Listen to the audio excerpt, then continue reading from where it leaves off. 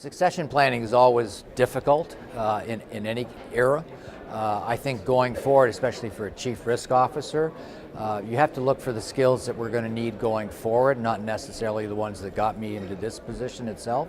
So being a deal junkie, which is probably where most of risk managers came from, credit risk, that sort of viewpoint, is now changing. You've got to worry about market risk, you've got to worry about liquidity, operational risk, IT risk, environmental risks, so a lot of different aspects to it. So what you really need is to find people that are not necessarily in your likeness, but in what they're going to have to be to evolve in the next generation.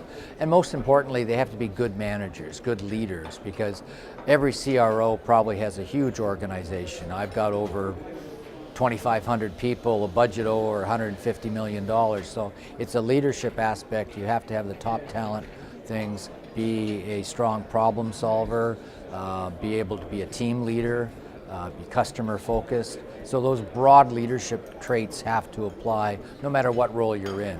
Chief Risk Officer adds a little bit extra nuance is because you have to challenge. You have to be the second line. You have to be the people that try to ensure that you're within the risk appetite of the bank. That's not always necessarily what your first line people want to hear about all the time. So I think it's those broad aspects that you've got to bring together that really makes it important.